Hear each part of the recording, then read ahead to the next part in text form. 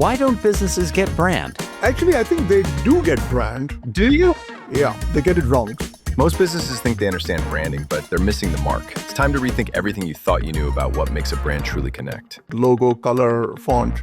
Those are really the most visible pieces. I mean, that's the wrapper, right? So that's what we remember. Today, we're talking to Atul Minocha, a branding expert with decades of experience helping businesses define their true brand identity.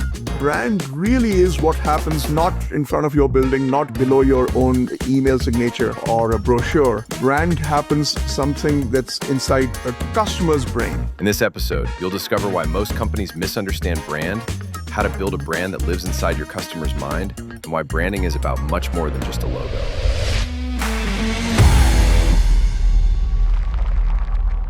So, all right, let's start off just a little bit with your background. You have an extensive one.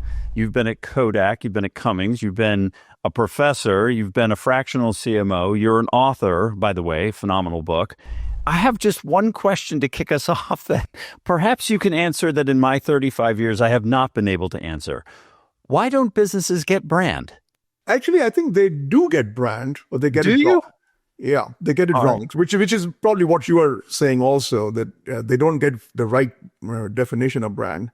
Yeah. I mean, most people that I work with, most people that I interact with, most people who want to discuss branding with me, not people like you, but company owners, company CEOs, they think of brand, again, not all, but they think of brand as a logo, as a color scheme, as what should go in front of the building. And yeah, that is a part of it, but I think it's a small part of it. It may be the most visible part of it, but that's a small part of it. Mm-hmm. So I think when I say that most people don't get brand correctly, is that they think of that as the brand. And what they don't think of is that brand really is what happens not in front of your building, not in front of your, below your own email signature or a brochure. Brand happens something that's inside a customer's brain. So what does a customer think of when a customer thinks of Apple? What does a customer think of when they think of Hyundai? What does a customer think of when they think of SpaceX? So that's what really matters. And I think that's what most business owners, most business leaders don't get, people who don't have a marketing background. You went to Yale, so I don't feel bad bashing on Harvard, but I blame Harvard for this because I feel like the focus isn't on the end user. The focus is on the operations. The focus is on the product development. The focus is on finance, it's on team building, it's on anything but the person who has to actually purchase from you. And I must have answered, and I'll bet you have too, the same question of what we're really talking about is a million times over, in terms of trying to get these business leaders to say, you've got inside dialed in. It's outside that you have to play with now. Like eventually you have to deal with the people that you want to open their purses or their checkbooks or their wallets or whatever and make a decision to purchase you. And I find it fascinating. It's always my favorite when some CEO is sitting in front of me wearing a Rolex and they came in their Porsche and they, are wearing Ferragamo shoes or whatever. And they're like, brand, it's all about the product. And I'm like, you're literally a walking embodiment of my argument. So how can you say that? Do you find that it's helpful as you moved into education as a part of the universe? I mean, you have such a tremendously well-balanced environment in this case. On the one side, you're a fractional CMO that helps to guide these business leaders. And on the other, you have a foot in the education system and therefore are able to help some of the younger, emerging CEOs come into the industry with more understanding. Do you find that they get it down at the college level, or is it still too far out of reach? And does it help sort of offset any potential frustration that you have with CEOs when you're telling the same story, education story, like over and over again? When I compare a 28-year-old, somebody who's sitting in my classroom, but with the same mindset, brand is a logo kind of a mindset, I don't get as frustrated. I see that as, that's why you are here. That's why I'm here. Yeah. And let's straighten this out. Now, again, I take the same approach when I'm in front of a CEO too, but then I sort of say that the fact that you run a successful business for 15, 20, 30 years, how come we still have this as sort of a roadblock or as a nut that needs to be cracked? So here's the thing. You mentioned my book, which is, this Lies, Damn Lies. So that came about because of the second tier frustration or the second level frustration. When I interacted with CEOs and when I discovered that they have we're not talking branding, we're talking marketing in general. I discovered that most CEOs that I interacted with, they had either a wrong impression or a bad impression, or at least a very dissatisfactory impression of marketing. They were very frustrated with marketing. And my own foray into marketing was accidental. I mean, I didn't sort of grow up thinking that I'm going to become a marketeer. I was dragged into marketing and then stayed in marketing because I loved it. So there was this dichotomy that I was facing, that how come I have loved marketing all my career, and how come equally smart or smarter people don't understand marketing or don't enjoy marketing or don't appreciate the value of marketing. Now, I'm also going to go back to Chief Outsiders, the origins of Chief Outsiders. So the origins of Chief Outsiders actually can be traced back to one survey that was done with University of Texas in Austin.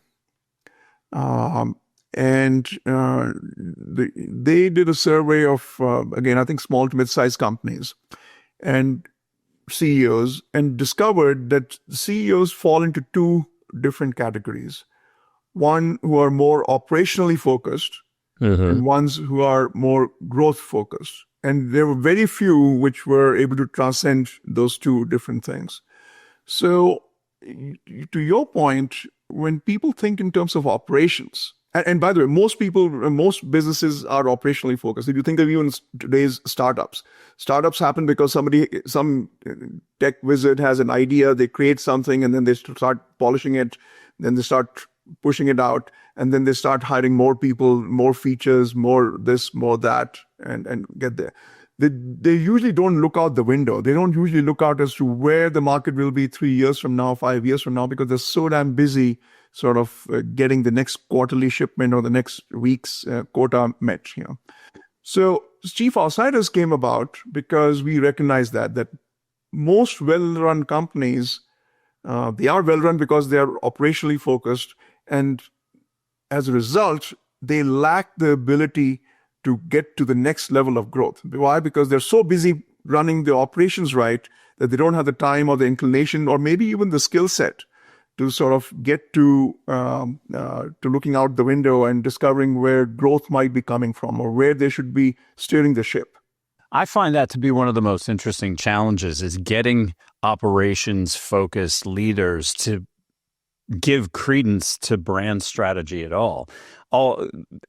I've found that the best way that I can get them to start understanding that is to break it into brands that they know. I use the Jason Bourne James Bond contrast a lot to say, here are two brands that are operating in the exact same space, but they're completely different brands. If I asked you to explain to me who James Bond is or who Jason Bourne is, you can easily rattle it off, because those characters have been so established through their brand pillars and the way that they maintain a standard. I find that if I can get them down to that place, that I can get them to begin to internalize what that transition is about. No, it's not just logo.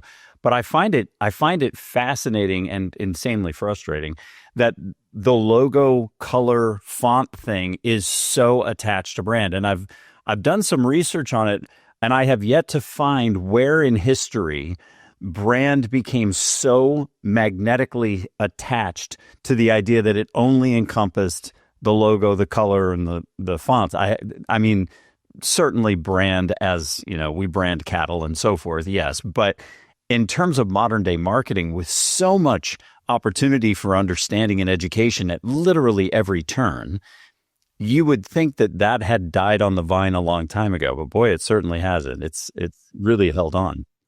The things that we have talked about, logo, color, font, those are really the most visible pieces of branding.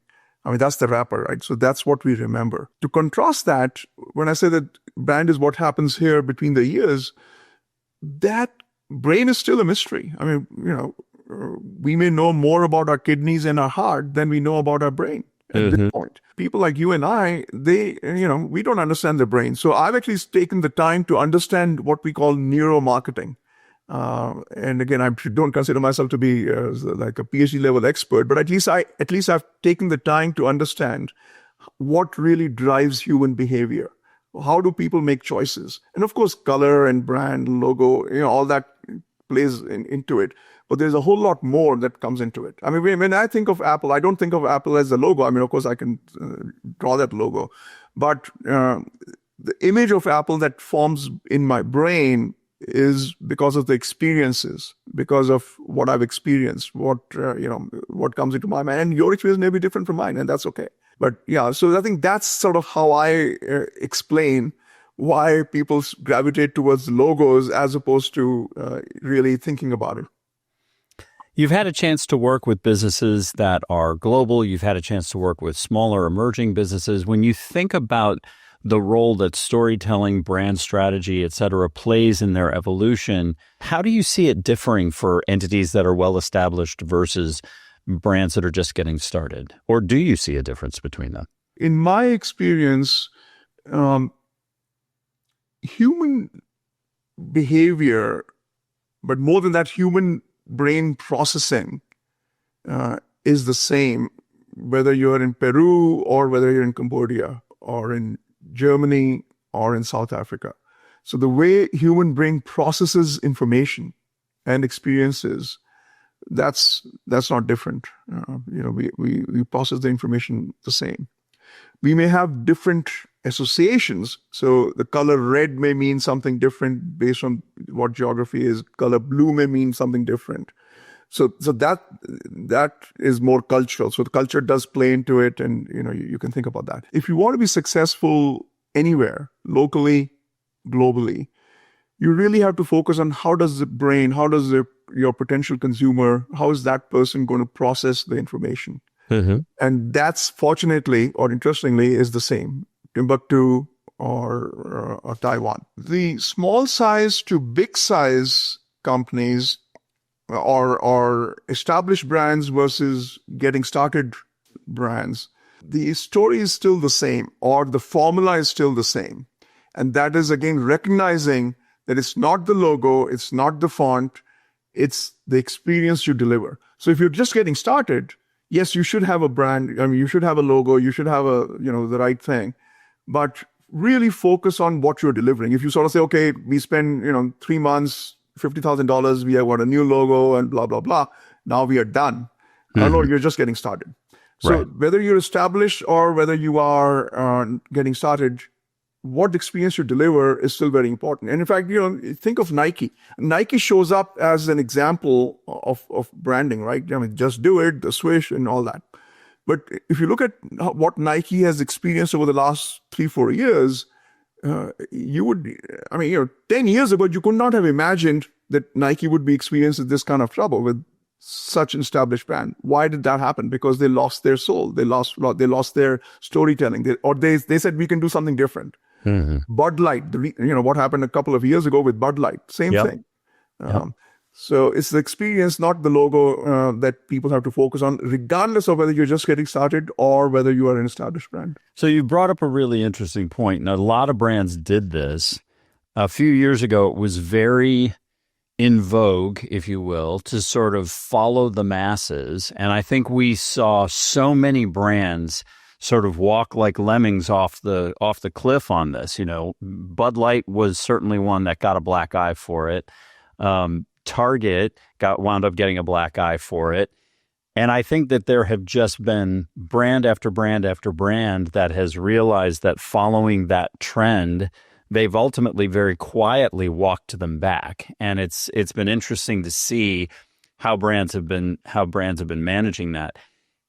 Does it seem to you that maybe we went through sort of a brand blackout for a little bit, where there was just like, I didn't see anybody with rare exception. Liquid Death was the rare exception. Dollar Shave Club was really established before all that went down, so they kind of got a pass. But I think of all the brands that are out there, Liquid Death is the new kid on the block that's really crushing it. Heinz has continued to be an established brand. Like, I think of Heinz almost like I think of Robert Redford. Like, it's one of the last original movie star brands, right? Like, they haven't changed. They didn't follow trend. They stuck with who they were, and it's worked for them, and it's continued to work for them.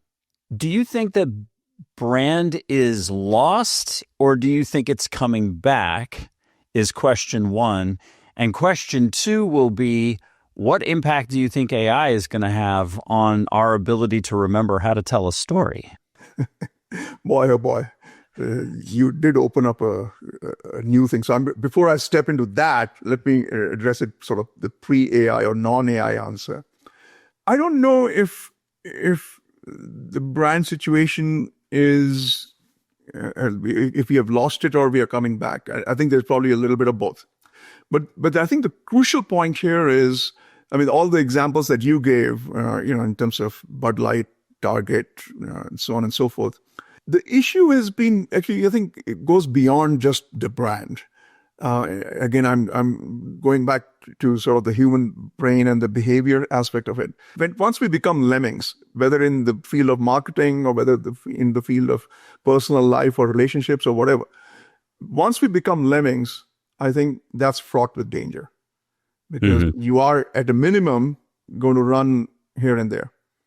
Now, you could be lucky that you end up running towards the right spot, but that'll be luck, not because you made a judicious choice.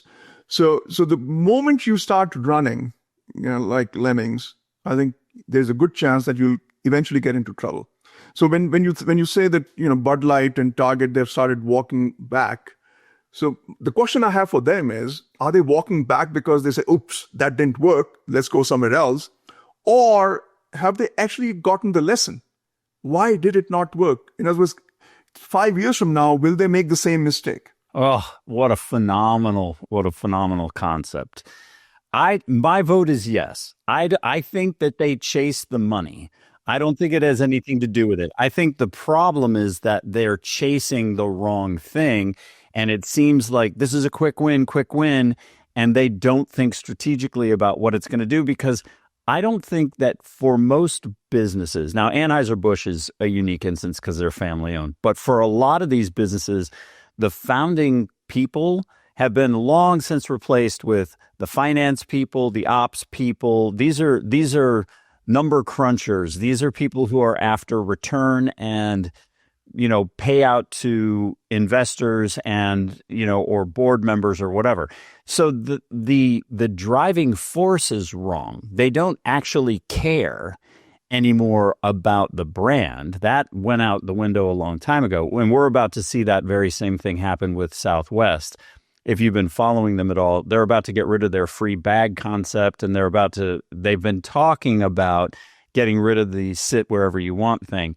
If they do that, there won't be a Southwest brand anymore. They'll still call themselves Southwest. They'll still use blue and orange, but they won't be Southwest anymore. And I don't think that the people that financially wind up running these companies, the people who are the mindset of what got you to 100 million won't get you to 1 billion, so move out of the way so we can bring our Harvard level thinking to it, they have no concept of what this does to the people. So they don't care. And how many brands are going to have to get crashed on the rocks of failure? How many Toys R Us kind of, Kodak solutions are going to have to crash and burn before that becomes the lesson? When will it be, oh, and by the way, you've got your SWOT analysis and you've had your courses and everything else. Now, before you go, let's talk about how bad decisions get made and what happens to businesses that make them. Like, where is that in the curriculum? I'm not sure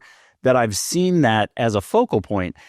And so everyone is doomed to repeat the same mistakes over and over again. Yeah. And actually, this conversation just reminded me of something that I've experienced numerous times as my work with Chief Outsiders. As I alluded to earlier, we typically don't work with companies like Anheuser-Busch. We work with, $50 to $200 million companies. Yeah. In all kinds of verticals. It's quite often, and I can actually name names and give you some concrete examples about this. It's very often I get asked to sort of do competitive review of this company, the company I'm working with versus its competition. And yeah, we do that as part of the SWOT thing and whatnot, right? But very often I tell the CEO that competitive review is important, but do not take your cues, do not take your direction from the competition. So in other words, if you are always looking over your shoulder, what are they doing? Are they turning left? Let's turn left. If you start doing that, you are a lemon, and it'll take you nowhere other than downhill. Okay. So following the competition is not the right way. Understanding the competition is very important. What the competition is doing, why they're doing it, how they're doing it, understanding that is very important. And then you need to find your own path, knowing what you've just learned about the competition, not imitate them, but recognize them as to what they're doing. And I'll give you some examples on this. How did I discover this? Or how did it sort of come to fore? I mean, I would like to believe that I had this for years, but it came to fore about 10, 12 years ago. I was working for a client in Texas, and it's a software development house. And as I started the project, I said, I need to learn your business and how do your customers feel about this and blah, blah, blah. And in the meantime, I had done some research and I talked to the CEO, talked to a bunch of other people and saying, give me a list of who you think of as competitors. So if you think of software development, I mean, there are hundreds of thousands of people. I mean, everybody's cousin is into software development, right? So I got a list of 10, 20 names that this is our competition. So now switch gears, and now I'm talking to their dozens of customers or a dozen customers. I'm having, 20, 30-minute conversations. And one of the questions I was asking them is that before you hired this firm, who else were you considering? And I jotted down those names. Guess what? The list that I had from internal people and the list I got from the customers. Completely different. I mean, if there was a 10, 15% match, right. I mean, that was okay. There is some match. At least we are, So that was the aha moment that what the company thinks of as competition and what the customer thinks of as the alternative choices are usually very different. I find that to be true everywhere. Yeah. I have yet to see a business that has truly an understanding of themselves that way. They're so internally focused that they've lost perception, like a realistic perception of themselves. I read this somewhere and I just loved it, so I've used it since, but I heard it put one time as trying to read your own label from inside the jar, which I just find to be a beautiful way to talk about it. But I'll tell you, as you're going through this, what is so positive to me is the fact that the fundamentals are always the same. Like, people buy because they are trying to get to a destination. Your job is to figure out what that destination is and what's standing in the way. And the more you show them that you understand their struggle and what it is that they're trying to get to, that's where, like, it has nothing to do with the feature or benefit. It has nothing to do, no one cares at all about the hammer and nail. All they care about is hanging a picture on the wall. If you show them that you can get the picture on the wall without banging a thumb or faster or in a way that doesn't peel the paint or whatever it is that happens to be your value proposition, then you've got a distinct advantage. But for whatever reason, this completely eludes business owners. Like, they're so wrapped up in the thing, the mousetrap. A few years ago, one of my colleagues gave a presentation at our national meeting. I think it was three years ago or so. And I'll never forget this visual. It showed on the left-hand side of a PowerPoint slide what he called Pain Island. And on the right-hand side was Pleasure Island, with the palm trees and whatnot. And in the middle, between the two, in the body of water, was a boat. And his articulation was that most businesses focus on describing the boat, the features, the benefits, the price, all that. Whereas what really needs to be described to a business owner is the description of the pain island. Let them realize what pain they are in, and then show them where they could be. And of course, boat is just the means of transportation. But most businesses will focus on fine-tuning descriptions, brochures, more features on the boat without discussion of the pain island or the pleasure island. Did you see, I'm a big fan of outthinking, not outspending. So did you see what Heinz ketchup just did with their breakfast ketchup bottle? No. It just came out. I just did a TikTok post about it this morning. They've come out, rather than continue to try to expand into lunch and dinner, which they already own, they paid attention and have had their finger on the pulse of the argument of, does ketchup belong in breakfast, right? Ketchup on eggs, ketchup on hash browns, like, does this belong? And half the world says decidedly yes, and half the world says decidedly no. So what they have been doing lately, and they've done this, I'll give you another example in just a minute that shows how deeply they are committed to this sort of, let me play with perception as a brand tool. They've just released breakfast ketchup. It comes in a maple syrup bottle. It's the exact same thing, but it comes in a maple syrup shaped bottle with the full, like, 2 little hole loops at the top and the thing. And so when you see it, your brain immediately goes to breakfast, right? Like, this is this iconic maple syrup jar that, like, every household in the world has had, and they filled it with ketchup. And they're like, by the way, the answer is yes. Ketchup belongs at breakfast. Now, they did a similar thing in Chicago. That's my hometown. And in Chicago, the standing rule is thou shalt not put ketchup on a hot dog. This is just the standing Chicago rule. And much like the argument about does ketchup belong at breakfast, the city is divided. Some people firmly believe that that's true, and some people firmly believe that it's not. Now, no self-respecting hot dog place in Chicago would ever have ketchup available because it's just the thing. So what Heinz did was they created a special dispenser, a refrigerated dispenser that had the old-fashioned bottle, with like the needing to do this on top.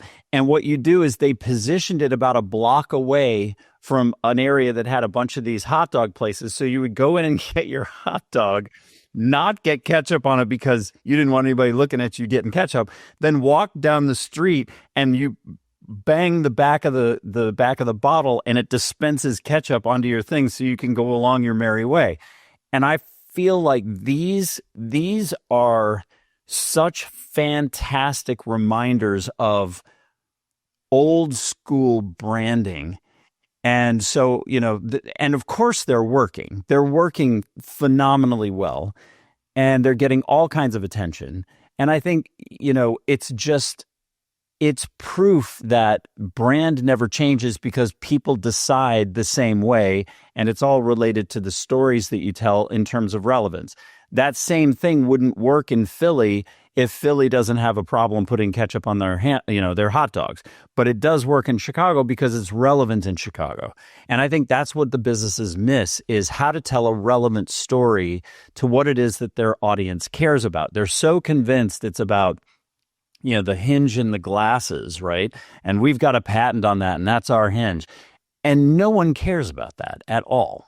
Yeah, no, precisely. And in that sense, the story that you described about Chicago and ketchup and hot dogs, I think it's way beyond a branding story. I mean, of course, it sort of originates with branding because, the hot dog brand in Chicago has there's a certain image about hot dog and ketchup don't mix.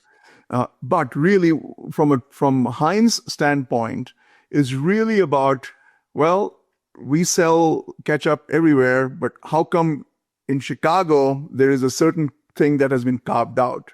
So somebody has taken that on as a challenge as to how do we get past that without annoying Chicagoans, so. Sure. And so in other words, it's to me, it's a classical marketing problem. That they sort of see that as, okay, how come we have this dark spot in the Chicago area in terms of our per capita ketchup consumption, and how can we solve that? I love the fact that they have taken the time. And what's really kind of brilliant about this, and this is what I was talking to in the video this morning, they didn't try to invent their way out of it. They simply repositioned themselves to be relevant in a new way. Anybody could have done that. The Heinz team right now is opening up their email and they're banging their fists on the table because there's no way to follow it. Like, it's the kind of thing that's just culturally true. And now that Heinz has walked in and owned those things, you know, the Heinz team, I mean, Heinz is like Pepsi, though. Heinz doesn't get brand at all. But the point is that they have no option now. It's just like with Nike's Just Do It. How many brands have tripped over their own selves, not saying, let's just do it in an advertisement where it made perfect sense for the copy to go there. But if they did, they would wind up representing Nike instead of their own brand. I imagine that the Under Armour team and the, Puma team and whatever, all of those people probably have, instead of a swear jar, a don't just do it jar, right? Because what they did was so strategically sound in saying, we're going to block vernacular by taking this. And in essence, what they've done is they've said, you can't play in the breakfast ketchup space with any meaningful messaging because we just took it.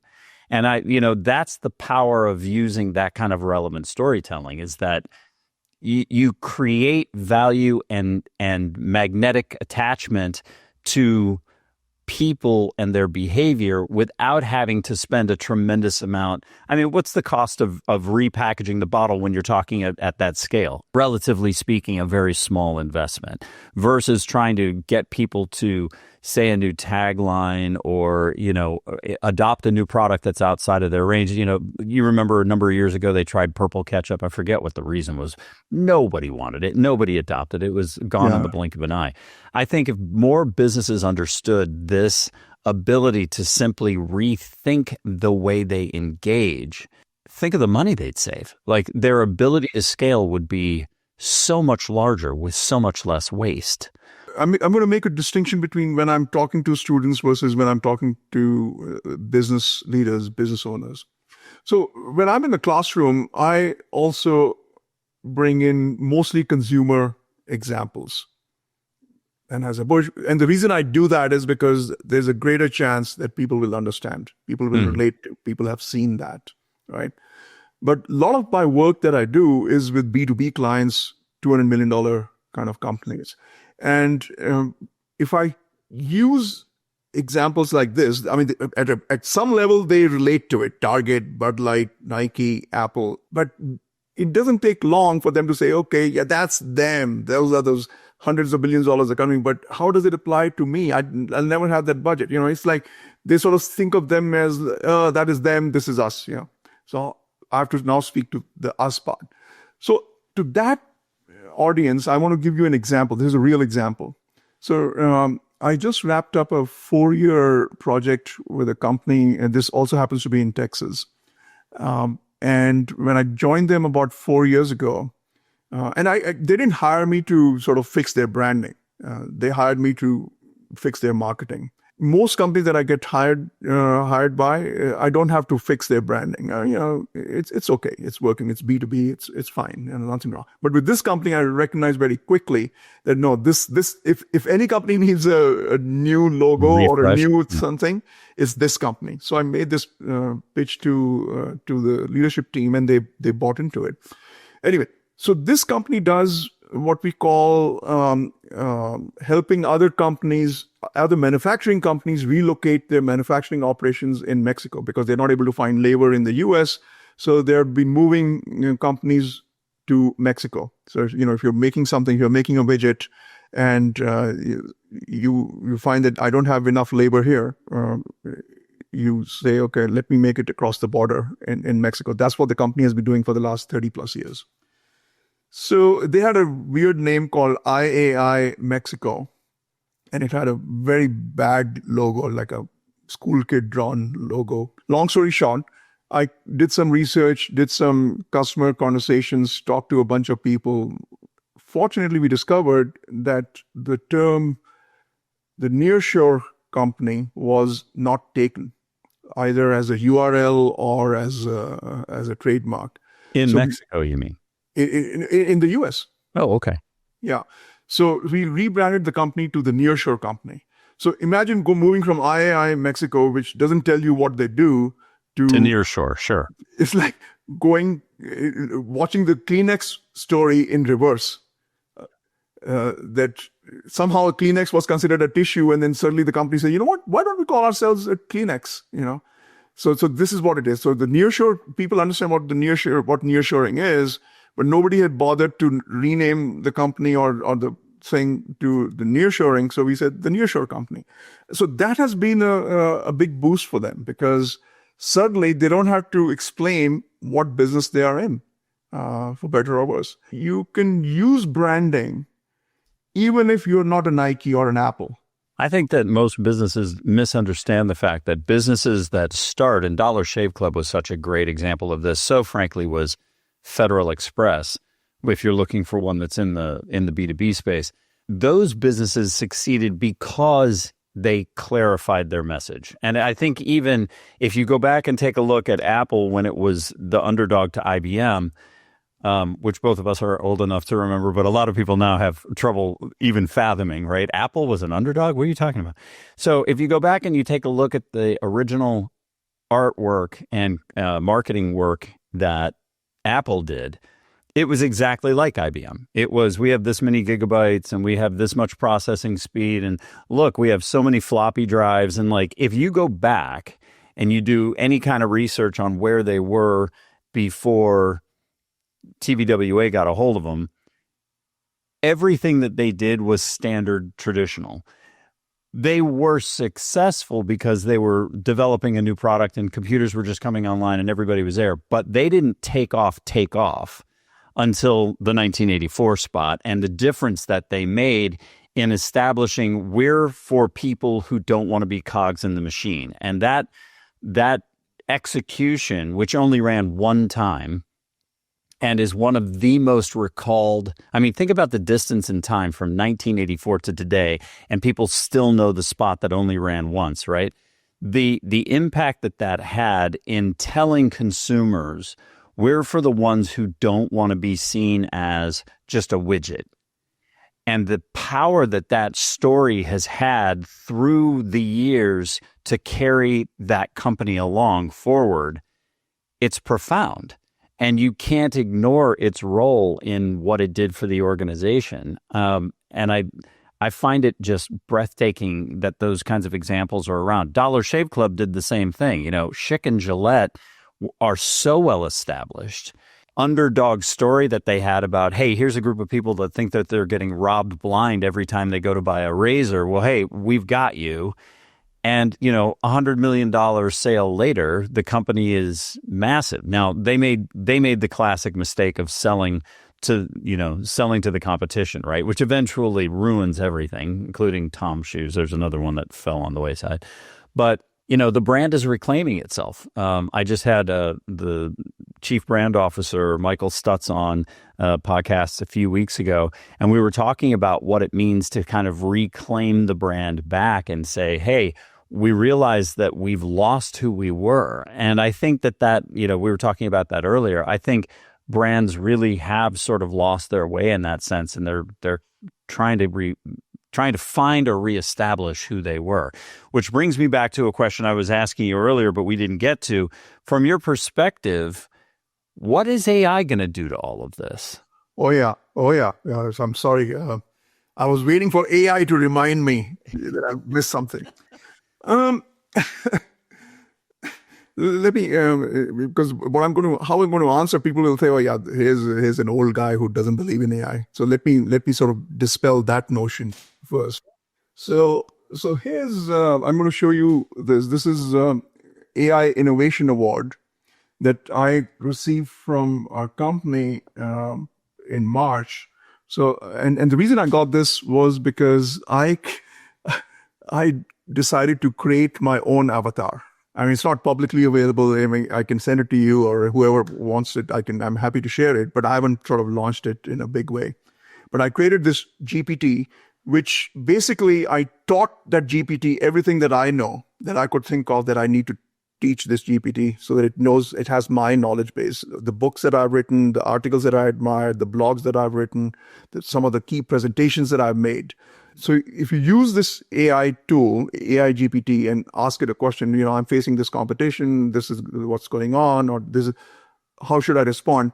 There's a very good chance that the GPT will give an answer that's very close to what I might give at a Starbucks if you bought me a latte and asked me the same question. So anyway, so I wanted to preface that by saying that, no, I'm not out there. Not out of touch. Yeah, I'm not out of touch. Having said that, I think what I'm noticing is that AI, like any new tool that comes in the market, especially the one that gets so hyped up, people are using it, abusing it, misusing it, and times 10. So from where I sit and where AI sits, as far as I can tell, AI is good for reviewing things. In other words, if I write an email and I say, hey, or if I write a copy for a brochure or a website, I can feed it to AI and say, can you polish this up? Can you look for grammatical errors? Can you make it longer? Can you make it shorter? Can you make it better targeted? Blah, blah, blah. So good for reviewing. It's good for researching. In other words, if I wanted to research, there's only so much I can do. I mean, even, you alluded to our respective ages. I mean, I remember when I was in college and I was growing up in India, if I needed to write an article on Apollo 11 or the Mars rover, I would literally have to get into a bus, go to the American Library, spend the whole day there looking at different books, watching a couple of videos, VHS or Betamax videos, and then coming home and then realizing that some of the books were already taken out. So maybe I'll go back there 2 weeks later and then do my research. Today, I can do that, as within 3 minutes online.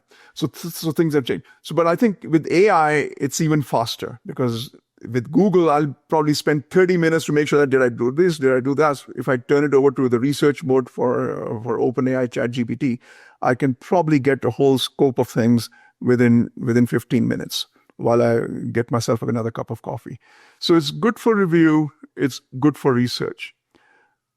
When people start using it for content generation, I think it's very seductive. It's very tempting to do that. But you can tell that this is AI generated. And I actually caution my clients that if you think that now you can do a blog a day, that's not how you're going to win clients. You still have to be authentic. So the problem with AI is that I think it's taking away authenticity. Mm-hmm. And I think that's something that we need to counterbalance. I'm going to be curious how many businesses are going to fire their team, hire a young person to sit and prompt it, and then disappear into commodity or parody. The advantages of AI, are a couple fold. It's fast. It can go wide in a hurry. It can do a number of things. But its premise is that it is aggregating information and trying to give a common denominator. By default, it is not seeking original thought. It's seeking validation of an existing idea, which is a lot like saying, a new toll lane opened up. And so for the first several people that jump into that lane, there's an advantage over sitting in the other lanes that had 8-10 cars behind them.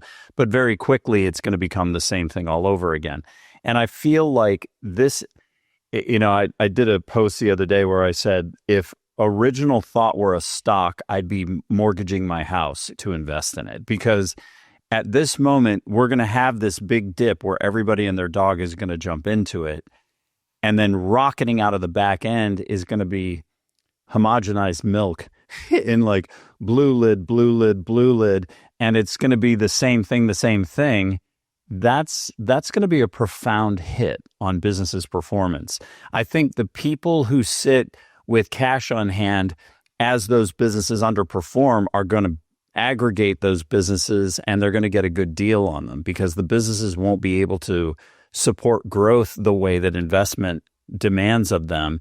And, you're going to have WPP all over again or Omnicom all over again, right? They're going to go out, they're going to buy these underperformers, they're going to bring them into the apron. And those companies are all going to lean on each other in order to make stuff happen because, proximity is going to count. And as in real life rebalances itself and its value in the equation, that local proximity, I bought an agency in Chicago, and then I bought another one in Atlanta, and I bought another one in whatever. So I always appear local. I always feel local. I think that's going to wind up having more of a profound impact than we anticipate. I also think that in real life and human touch is going to take a dramatic rise in value, but I think it's going to take a few years before the impact really hits. I agree with your notion, if I wholeheartedly, that we will eventually realize the value of authenticity and human touch. But I would not use the phrase dramatic rise because I have a feeling that we'll suffer through this mediocrity and homogenized milk metaphor that we use for far longer than I can tolerate lactose. I like that. I'm gearing up for that. And my message to my clients always is that don't fall for that trap. It's actually going to make you may feel that it's cheaper to write blogs now because I can get my chat GPT to do it for me and I do it more frequently. No, if you think of what the purpose is of those blogs, and the purpose of the blogs is to relate to a potential audience that you have, they will not relate to it just by keep hammering them more frequently with the sort of the homogenized milk. They will relate to your message the way they used to relate to any message before.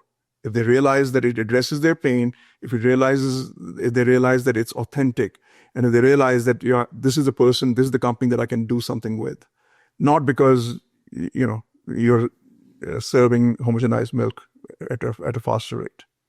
I couldn't end on a better quote. Thank you so very much for your time today. I know it's valuable and you've given me a lot of it. I so appreciate you coming on the podcast today. Thank you. It was my pleasure, Bill. Thanks for having me.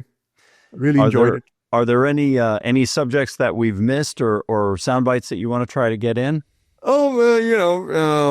Lots of them.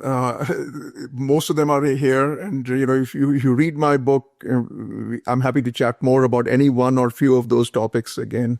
I think we covered a lot of ground, and thank you for giving me the opportunity. Oh, it was a lot of fun. I appreciate it. Thanks.